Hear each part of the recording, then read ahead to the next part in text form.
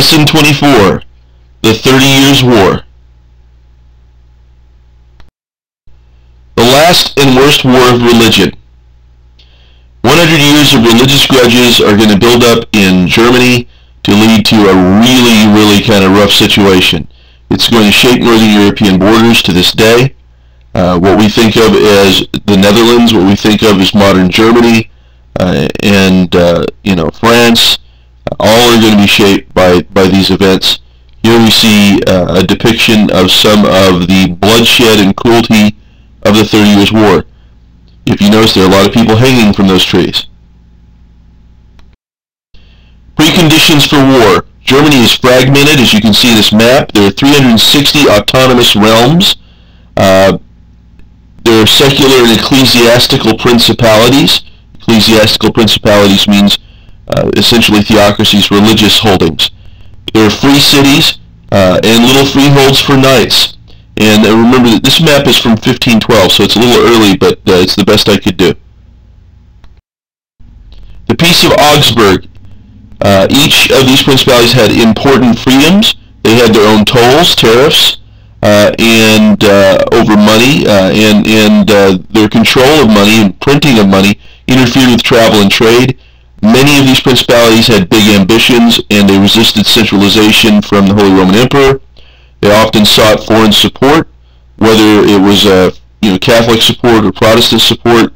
And we remember how well that worked out for northern Italy when they sought foreign support from France. So it's just not going to be helpful, a helpful situation in Germany. Foreign powers held claims to land. The Imperial Diet feared that the Council of Trent meant an imperial and papal plot to recreate a Catholic Europe, and so the Imperial Diet guarded constitutional rights. They had been negotiated with various Holy Roman Emperors over time. Here we see a picture of the Imperial Diet at work, the political assembly of the Holy Roman Empire.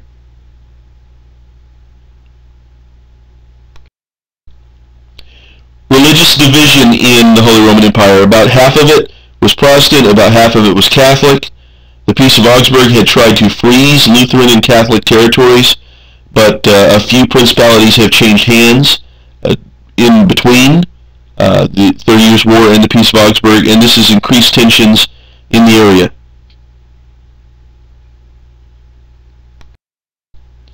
Catholic rulers had been forced to make concessions to Lutherans more often than Lutheran rulers had given concessions to Catholics. And Catholics began to demand that the old ecclesiastical holdings, the holdings of the Church, be returned to Catholic control, just like it had been promised in the Peace of Augsburg. But Lutherans are resisting this fiercely. Of course, the Peace of Augsburg is 1555. We're looking at the early 1600s, so this has been a while.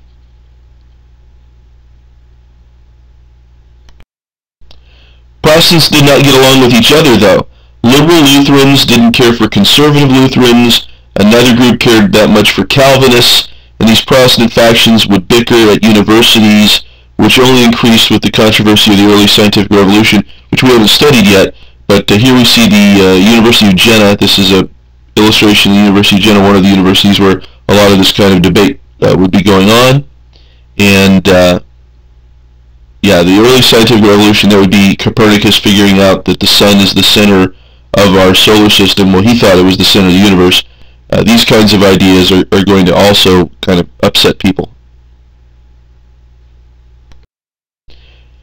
Calvinism in the Palatinate.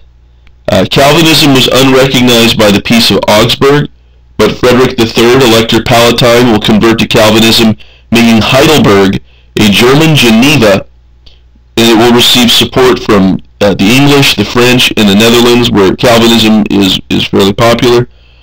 Lutherans are going to fear Calvinists because they represent a threat to the balance established with the Peace of Augsburg. Conservative Lutherans are going to be upset because of Calvinist criticism of Luther's doctrine of consubstantiation or sacramental union, depending on which term you prefer. Remember, Zwingli argued with Luther about this. Luther argued that there was the spiritual presence of Christ in communion.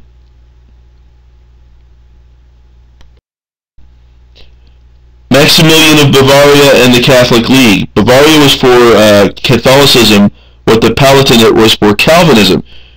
So from Bavaria, Jesuits were winning back major cities to Catholicism, and Maximilian of Bavaria's Catholic League, this is Maximilian of Bavaria over here in the picture, the Catholic League was designed to counter a Protestant alliance of Frederick IV, Elector Palatine. And Count Tilly will be leading the Catholic League's army in the Holy Roman Empire. There are 4 periods of war: the Bohemian, the Danish, the Swedish, and the Swedish-French.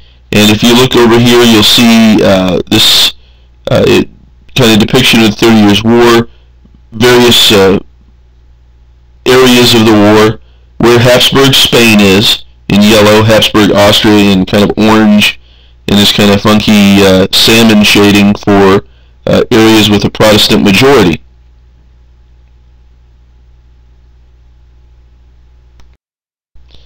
And here we see kind of a cool timeline that's from Wikipedia, the countries and their involvement in the 30 Years' War.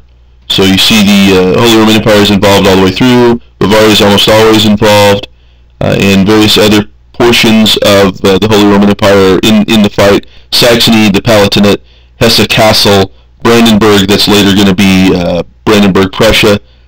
And then you get to see Russia's involved a little bit, the Netherlands is involved for a long time, Denmark for a little bit, Sweden for the back end of most of it, and France kind of the same thing. A little bit of England, Savoy from Italy, Transylvania gets in there some. Spain is involved from day one. The papacy is involved some. Poland. The Bohemian Period, 1618 to 1625.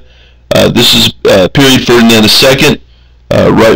Right before he becomes emperor, he's going to revoke religious freedoms of Bohemian Protestants, which will, were set in 1575, and then increased just a few years before, 9 years before, by Emperor Rudolf II. And then you have the second Defenestration of Prague. The Prague Protestant nobles are going to throw Ferdinand's regents out a window of the royal palace over this kind of stuff into a dry moat. It's padded with manure. They don't really get hurt, and that's the Defenestration of Prague. Bohemians declare Frederick V, Elector Palatine, their king. So now they've declared this Calvinist, essentially, their king. The Emperor's allies. Spain's going to send troops in. Maximilian of Bavaria is going to be involved. He wants to be the new Elector Palatine, add that to his territories. A Lutheran, John George, will also join in to gain territory. So you get some Lutheran princes and the Catholic champions against this Calvinist insurrection. In 1620, Count Tilly, depicted here, routed Frederick V at the Battle of White Mountain. In 1622, Bohemian Palatine will be conquered, and Maximilian of Bavaria will push into northwest Germany. So the Catholics are doing quite well early on in the 30 Years' War. Then the Danish period happens. 1626, Lutheran Christian IV of Denmark was Duke of Holstein. He's going to march into Germany, but he'll be defeated by Maximilian of Bavaria. Then Wallenstein. Ferdinand sent mercenary Albrecht of Wallenstein into Denmark to check Maximilian. Wallenstein will exercise a great deal of independence. Ferdinand will issue the Edict of Restitution in 1629, ordering the return of church lands and restating Calvinism as illegal. The claim for church lands was really going to stir up the Lutherans, and now it's not going to be so much Lutherans versus Calvinists versus Catholic. It's going to be Protestants versus Catholics, because of the Edict of Restitution. The Swedish period. Lutheran Gustavus Adolphus II of Sweden, with the encouragement from Cardinal Richelieu. Cardinal Richelieu is a French cardinal. He's Catholic, but he wants to weaken the Holy Roman Emperor.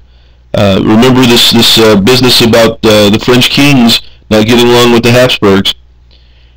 So he's going to be encouraged by Cardinal Richelieu. He's going to be encouraged by the Dutch, and he's going to wade in with his allies Brandenburg, which will later on be Brandenburg Prussia, and that's going to end up being a very important development in the history of Germany.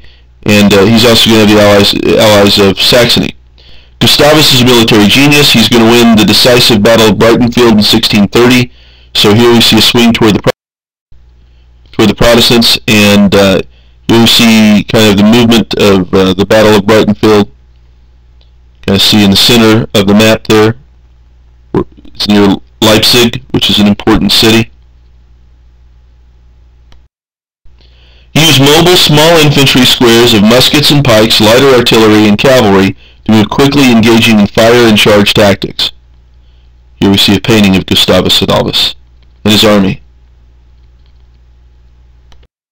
He died against Wallenstein at the Battle of Lutzen in 1632, and Wallenstein then was assassinated by the emperor. He had served his purpose, and he apparently was double dealing with the Protestants, so the emperor took him out.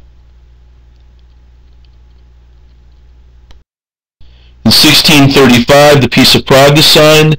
It's a compromise with Ferdinand, led by Saxony, and so Germany's worn out. The emperor's looking for a way out of this, but the problem is France, Netherlands, and Sweden, they refuse to stop. France especially is interested in just weakening the emperor. So the Swedish-French period happens. Here we see a picture of Cardinal Richelieu. 1635, French send their own troops in. The Germans are war-weary, but the French, the Spanish, and the Swedish keep on going at it, looting the German countryside. By 1644, 1/3 of Germans have been killed. Up to 1/2 of German farmland is no longer farmed. This is roughly comparable to the losses of the Black Death. So this has been a huge demographic disaster for Germany. The Treaty of Westphalia.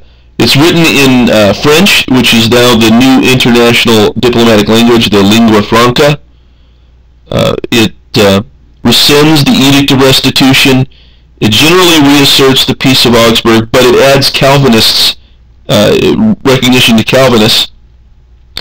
The independence of Switzerland and the United Provinces is formally recognized. It was basically practically already there, but now it's down in a formal sense. And Brandenburg Prussia is now the strongest northern German state. And the reason why this is important to know is because Brandenburg Prussia will eventually become the center of a movement to unify Germany and create a German national state, which won't happen until the 19th century. And when it does happen, it will lead ultimately to World War I and then World War II.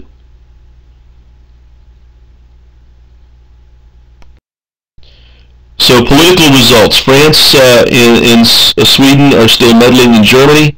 France and Spain are still warring until 1659, when the Treaty of Pyrenees will be signed. France will take the lead from Spain in the continent.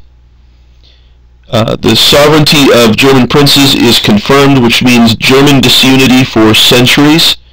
Only Austria and Brandenburg Prussia in Germany will be significant players during the 17th century. Here we see a map of the Holy Roman Empire at the end of the 30 Years' War. You see how disunited and fractious it is.